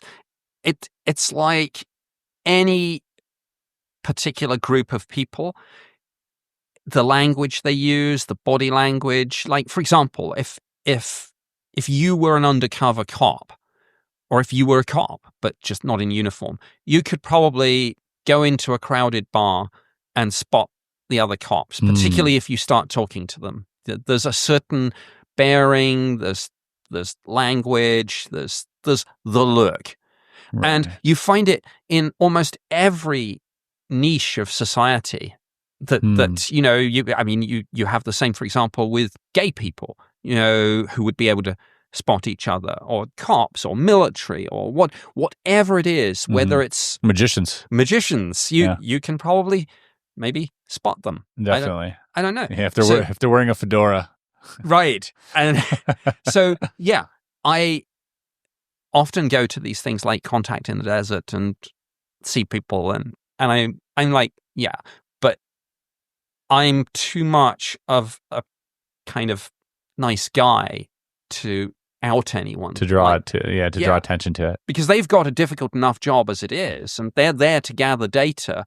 I don't want to kind of give them that extra headache. Plus, it's like, the Magicians Club, it's like the government club. You wouldn't want to bust someone, or I would. Sure. Yeah. No, I definitely, that's a great analogy. But I will be coming to see you at Contact the Desert for an update, by the way. Right. Maybe on the last day, I'm going to go find Nick and I'm going to be like, Nick, break it down. Who's a spook? Who's here? So off the record, you might have to confirm or deny some things to me regarding potential spies among us. Okay, let's discuss a little bit about your transition, which is kind of a wild, it almost seems like, because you start at Ministry of Defense, nothing to do with UFOs, nothing to do with UAPs, just like really important work that you were doing there, counterterrorism or like all these really important things, to going into the X-Files, essentially, getting so enamored by the subject matter and convinced yourself that this is happening, that there is something to this phenomenon, that you started pursuing it on your own, which eventually led you into the second half of your professional career, which is becoming sort of this outspoken figurehead for transparency, for ufology, and namely eventually led you to, working with the History Channel. So can you give me a little bit of a timeline on how that looked like and how that came to be? Sure. And absolutely. Personally, the way I describe this is that I came out of the shadows and into the spotlight. And it was a real 180 flip, because when you're in the Ministry of Defense, you can just about tell people that you're in the MOD, but in conversations with people not there, you just have to be very general and say, oh, it's just an admin job, nothing exciting, things like that. You can never get into the details, of course. So much of it is classified, particularly on things like counterterrorism, and which I have been fortunate enough to be involved with in one of my MOD postings. So yeah, you have this kind of contrast that for 21 years I was this smartly dressed civil servant who couldn't really discuss anything about their work. And then I felt, when I was exposed to this UAP information, I felt that it was too interesting and important to walk away from. And I felt that the ministry corporately was not really gripping this. And I knew that there was more that should be done. And so I stayed involved, even while I was in the Ministry of Defense and somebody else had that job. I stayed involved. The Ministry of Defense then, under open government initiatives, started declassifying and releasing some information, and that, even though my non-disclosure agreement and the Official Secrets Act applies, enabled me to speak about this.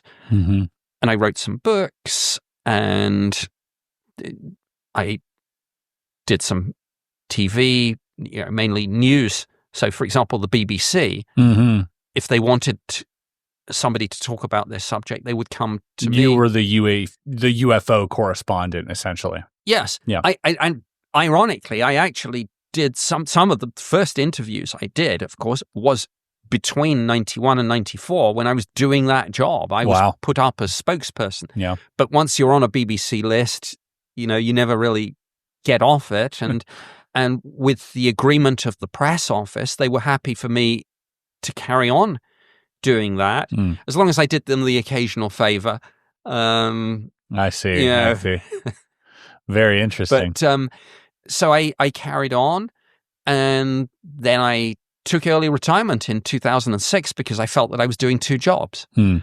And since then, I obviously, when I stopped doing government work, it freed up a whole lot of time, and I was able to ramp up what I did privately. And then it just so happened, because that's my life journey, that I got married, and Elizabeth is a US citizen, so I moved to the US in January 2012.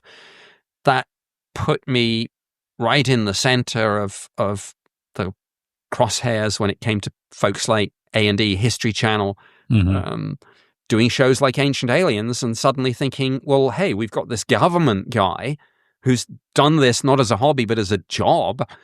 We should get him on the show. Yeah, that's an incredible thing to have on your resume as someone, in and around ufology. We're often, our own researchers, and where, we don't readily have access other than FOIA requests to a lot of these official cases. So it does make for an interesting, it does make it very interesting when someone comes into this space having prior knowledge to how these things function within, the confines of the government. So I agree. Like, for me, even sitting across from you now is, a treat, because someone who's interested in this stuff, you were the type of person I would like to ask the most questions to. So I can see how that was very fitting. Was there ever obviously there probably was, but was there ever like a conflict of interest there, going from, like, did you ever get a call from MOD being like, hey, Nick, what are you doing? No, but only because I knew where the line was. And I mentioned earlier that I did them the occasional favor. And I knew what lines they wanted to push in relation to this, and I was happy to do that. And one interesting indication of this happened, well, a few years ago with the whole Let's Storm Area 51 thing. And I did an interview on Fox News, and I said, let's not storm Area 51. It's a really bad idea for a whole bunch of reasons.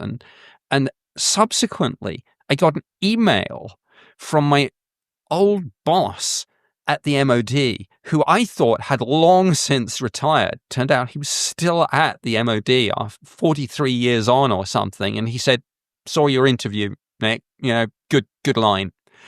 And so it just reinforced the fact that they're always watching. Whoa.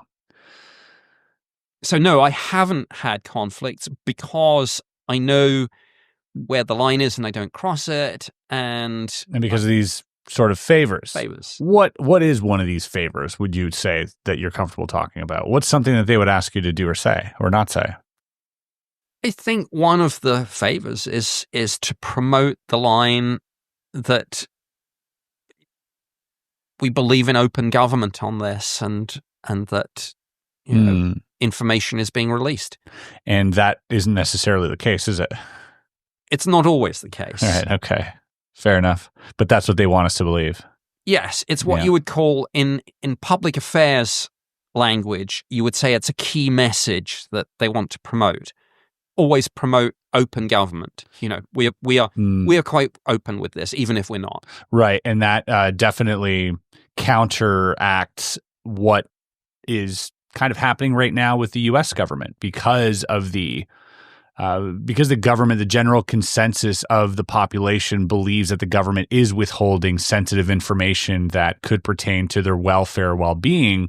That is why the current administration was so favorably, put into office. And that is also why this UAP and sort of not just the UAP, but the whole declassification task force has now being put forward because of this lack of transparency.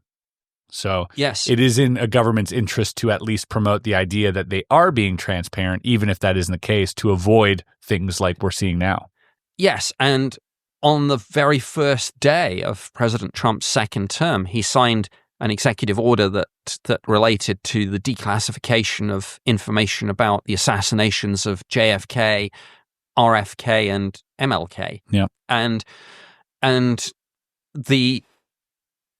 this is kind of a little complex in legislative terms, but the newly formed task force on the declassification of federal secrets, which has been headed up by Representative Anna Paulina Luna, is associated with that executive order. It derives some of its authority from that, but it's not specifically mentioned in it. But the letters that this task force sent out to the various government agencies cite the original executive order.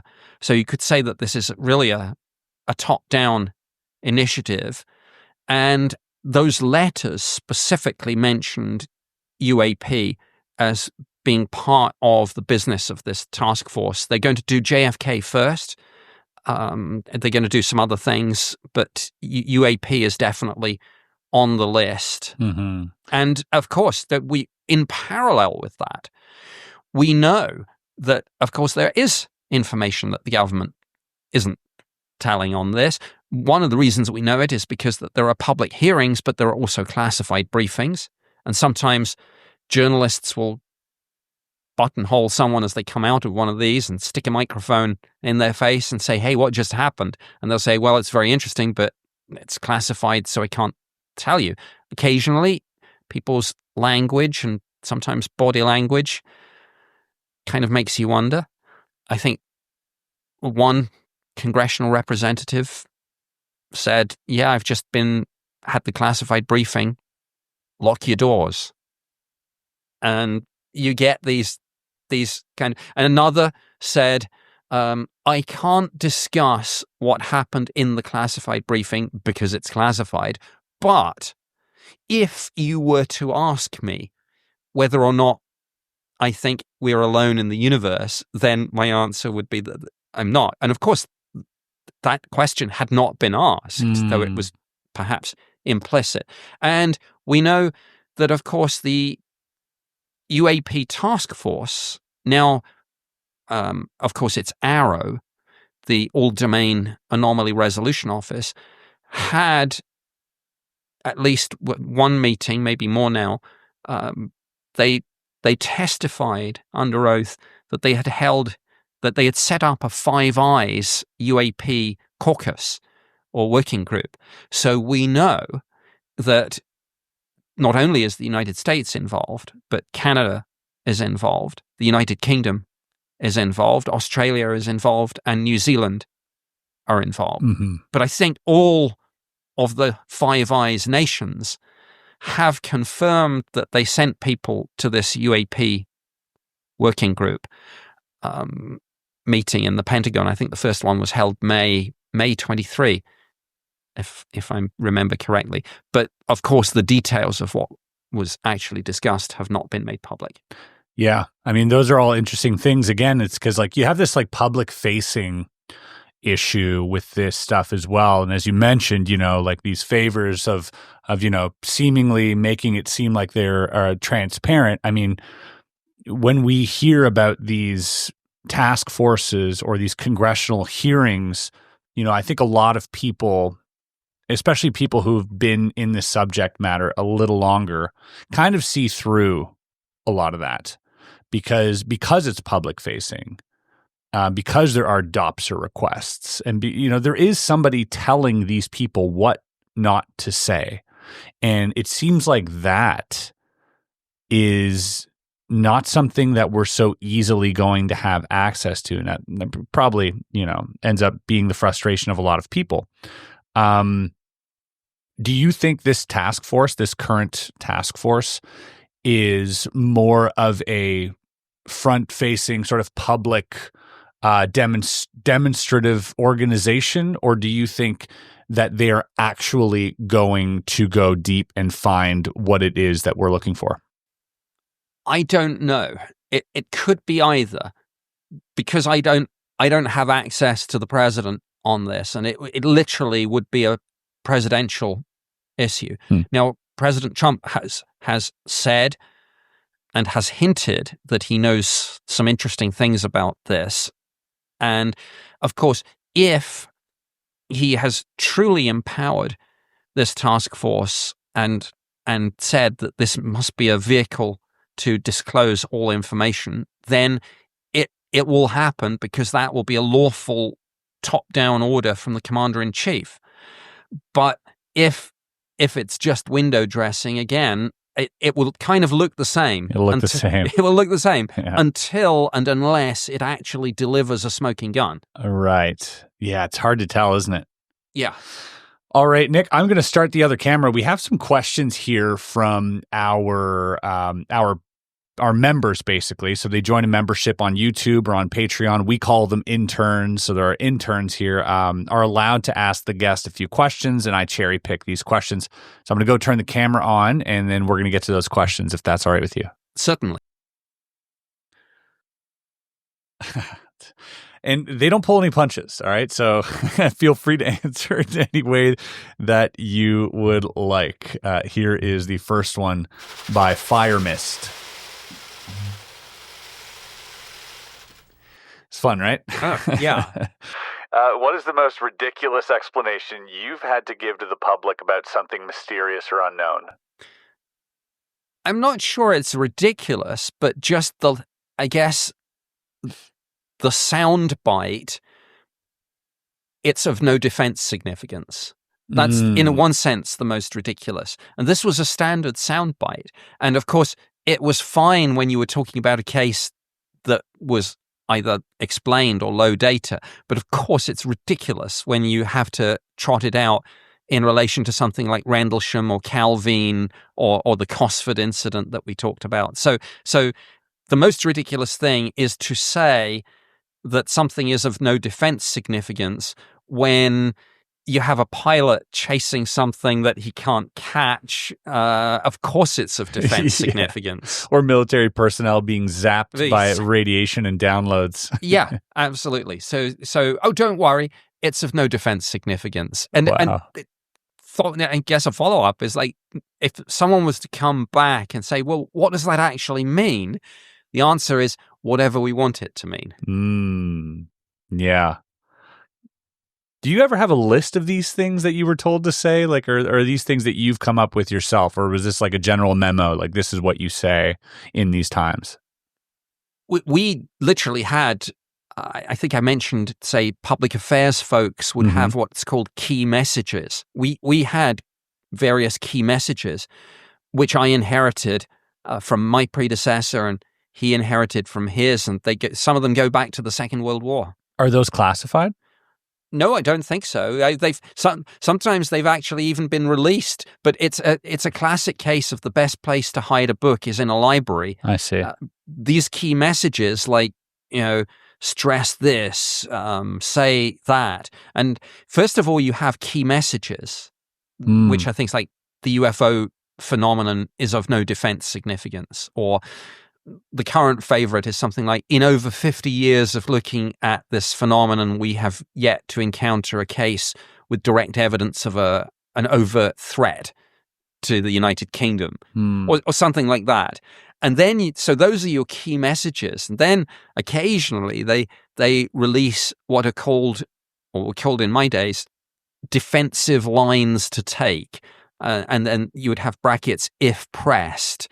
And these were things that you were not to volunteer, but if a particularly tenacious journalist were to ask them, it was okay to say these. So you start with the key messages and you work your way down. And wow. Yeah, some of those have been released. How many tiers down does it go? Nothing is truly effective if you can't say it on one sheet of paper. So most of these bullet points you can fit on to one sheet, key messages in the top half, defensive lines to take if pressed on the bottom half. Right. And bullet pointed. Huh. Were you ever reprimanded for saying anything you shouldn't have said?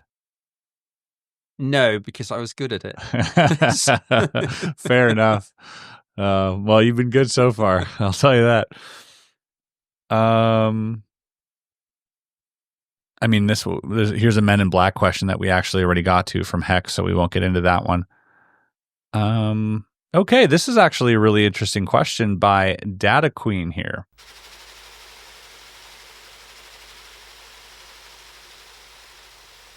I'm getting hypnotized by this coming up on the board here. She says, how much reality concerning UAP did you put in your books Operation Thunder Chill and Thunderstrike? I think it should be Thunder Child. Sorry. And something's gone wrong with the board. There is a typo, my mistake. Operation Thunder Child and Operation Lightning Strike. Oh, Lightning Strike. Oh, this is, okay, my bad. This is Data Queen's mistake. These are my two sci-fi novels, and the answer is quite a lot.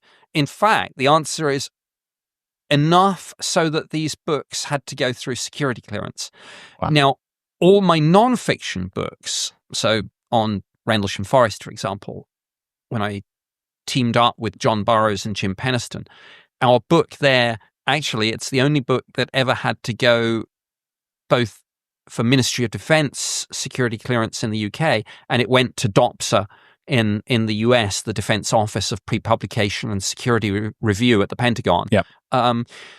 My two sci-fi novels are the only two sci-fi novels that I'm aware of that had to go through that government security vetting. So I had to give them the manuscript and had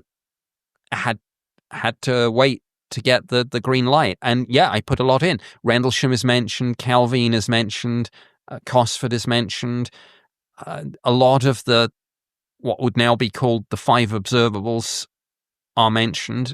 And yeah, I had to be as careful in my science fiction as in my nonfiction. That is incredible to me that somewhere there is a government official whose job it is to officially read fiction books. Yeah, and you know what? By one of these bizarre pieces of irony, that official once was me. Wow. I've never read officially sci-fi, but one of my jobs in the Ministry of Defense was security vetting of non-fiction books with an Air Force angle. So after the first Gulf War, and just before I actually did the UFO job, one of my jobs was to read. In fact, I think it was parallel. I think, because when I was doing that job, it wasn't 100% of my time on UAP. And it's coming back to me now that one of my other, I had not forgotten that this was my job. I'd just forgotten that they were concurrent. Actually, when I was in that division, before and during my time on the UFO desk, I was occasionally given books on the Gulf War or manuscripts like Storm Command by General Sir Peter de la Billière, Tornado Down, which was the story of what happened to an two-man crew that got shot down and then taken as POWs by Iraq. Horrendous story. Mm-hmm. Good book, but horrendous what they did. Horrendous what was done to them. Mm-hmm.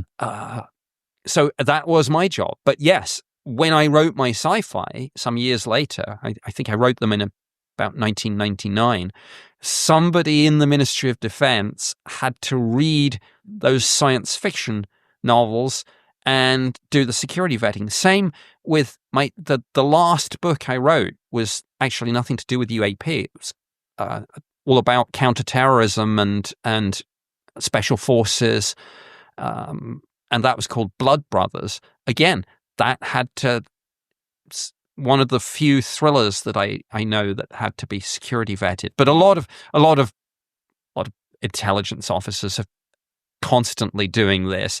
Actually, that's the one thing that my former bosses didn't like is when my publishers put on the front cover of my two sci-fi novels, going back to the question, the truth can only be told in fiction. Wow. They didn't tell me they were going to do that. And it was Simon & Schuster, so it was one of the big six. Massive. And you can't put the toothpaste back in the tube. And I got a very snippy message. And of course, it was totally, I had no idea they were going to do it. Uh-huh. But once it was done, yeah, that did upset a lot of people. Yeah, and probably triggered a lot of conspiracy theorists out there too. It's like, we knew it. The sci-fi was telling the truth the whole time. Yeah. Very, very interesting. Is there anything that had to be redacted in those books without going into it? Was there anything that they were like, could you reword this or could you change this? I'm usually very good at knowing where the line is, not crossing it. Same with people like Lou Elizondo and David Grush. They know where the line is. So, nobody wants to give DOPSA a whole load of stuff that they're going to say don't publish. No, of course. It's just going to waste everyone's time. So everyone is pretty good at writing at an unclassified level, even if you're writing about something that is classified. Right. I did slip up, I think, once, and they did ask me to make a fairly minor change to a specific bit in, I think, Operation Lightning Strike, although it might have been Thunderchild, I can't remember. And same with Blood Brothers. Actually, there was one particular aspect of it where they did ask, and basically gave me a form of words for a rewrite. I see. And of course, I agreed. Of course, of course. You don't want to. I mean, literally, you would be breaking the law. Yeah, if you did. jailed. Yeah. That's very interesting. That's super interesting. Was it a major change for the one in Thunderstrike? Was it like something major, or was it just wording, like how you worded something? There was one specific thing that they wanted removed. Okay. An event? I can't really go in. I see. Say more than that. But. And was this event fictionalized in the book, or was it? No, it was sort of name checked. Oh, I see. And I see. It was like, okay, don't name check that. I see. Oh, very interesting.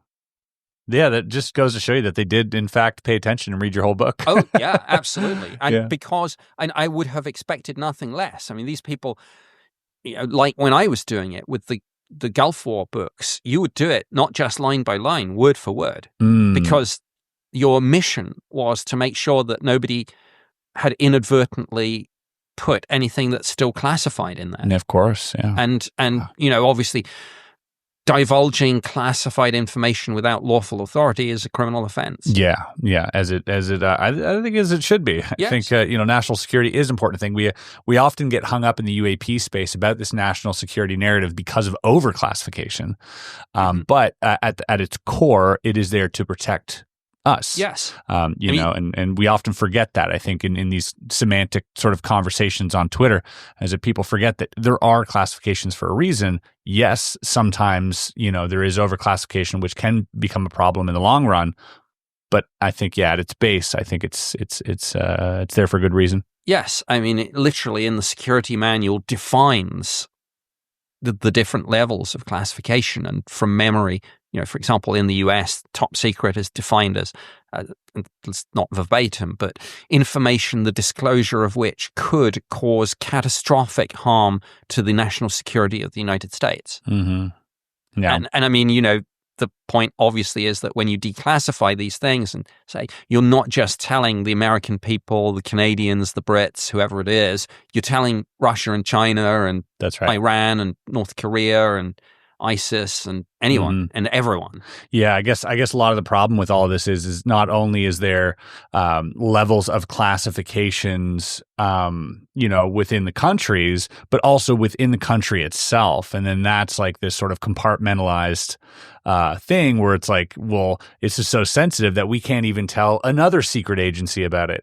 Yes, and that's where it becomes, I guess, highly confusing when you're on the inside trying to, have some information be approved, because you have to go through all these different intelligence agencies and they have to coordinate to make sure it's okay. Yes, and sometimes you end up playing phone tag on this, and one time, nothing to do with UAP, but I had something and I called someone and said, I need to clear this, and they passed me to someone else, and they passed me to someone else, and then the last person I spoke to said, oh yeah, I can't help with this, but the person you need to speak to is a guy called Nick Pope. And great. And this kind of thing goes on. I mean, sometimes it is Byzantine and Kafkaesque, if I can mix metaphors. But I mean, underclassification is a problem, but overclassification too, and misclassification. Sometimes people and this is technically illegal, but they classify things because it is politically embarrassing, right? As opposed to something that is genuinely something that should be classified for national security purposes. Right. And I think we're seeing a lot of that with like the Epstein stuff as well. Looks that way anyways. Unnecessary redaction. Okay, this one last question here. And then if you don't mind, we still have time here. After we're done here, would you mind sticking around for an extra like 20, 30 minutes? No problem. We're going to have an extra conversation for the interns as well. That'll be just for them, and we'll get into some more things. Okay, last question here. This is from J.E. Hardy, who asks, in your time on UAPs, have you ever seen shifts in religion by fellow researchers or even yourself? Not in myself, but yes, I have. And this is it's such a good question because it takes us to an interesting and kind of dark aspect of this. One person who was involved in this, in British intelligence, kind of got sucked into what I would call a sort of end times fundamentalist kind of apocalyptic Christian sect. Well, not sect, but mindset. I see. Put it like that way. Came to believe that we're in the end of days, the last times, and quite how he convinced himself of this, I am still not entirely sure. But it does tie in with something, again, a little bit dark side, that there is a faction of people in intelligence in both the US and the UK who have convinced themselves that this, or aspects of UAP, are demonic. And one of the, when I came across this first in the UK, and there was a maverick priest called Paul Inglesby who was exerting a strong influence on a retired chief of the defense staff. So like basically Britain's most senior ranking, the equivalent in the US would be the chairman of the Joint Chiefs. I see. This retired chief of the defense staff, Lord Hill Norton, was a great ally in this UFO field, and one of, you'd almost call it like an invisible college of people, of which I was a member too, after I stopped doing this officially, but as I carried on, and there were a group of us. But some of these people, like I say, this maverick priest, Paul Inglesby, started suddenly exerting a real influence on Lord Hill Norton, who was like basically the senior member in this kind of enterprise, or whatever you call it. And I felt this was really counterproductive, because just as we were trying to stress the defense and national security aspects of this, along came this faction saying it's demonic. And one of the reasons, they cited a passage in the book of Ephesians where it talks about Satan as being the prince of the power of the air. And that was one passage that they cited. But I think there must have been more to it than that. But you find it in the US as well. Lou Elizondo told me, I think he's talked about this publicly, one time when he was briefing someone even more senior at the Pentagon, they said, "Son, go home and read your Bible." Yeah. And so the answer to that question is yes, I have seen this, though it's not touched me personally. And like I say, it ties in with this belief that aspects of this are demonic, and that ties in to this whole fundamentalist Christian end times philosophy. And the scary thing about that is these people believe that before you can have the second coming, which they really, really want, you must first have the apocalypse, and Armageddon. Right. So this has even been spoofed in, I think, a couple of comedy TV shows like Whoops Apocalypse, where they had this character of the deacon. This was not entirely made up. I mean, this was not in that show. It wasn't in relation to UAP, but you see it in the UAP field. Right. It's like the three secrets told by Lady of Fatima as well, where the third secret, you know, they kept the Vatican kept a secret because it related to like potentially like an end times thing. Yeah. As well. And there's no getting away from the fact that, of course, the theological implications of first contact or disclosure, whichever, you know, you get first, are going to be profound. And one of the fields that's going to be most deeply impacted is religion. And of course, we see every day, sadly, you know, the consequences of religious division and hatred and things. Throw an extraterrestrial presence into the middle of what's already an explosive situation. And it would be like a hand grenade going off in a closed barrel. Yeah, good point. And that's probably also why the Vatican is, you know, in communication with the government at some level about this very subject, because even years ago when they discovered exoplanets, because the Vatican also has their own sort of astronomy division and their own physicists, and they have all this as well.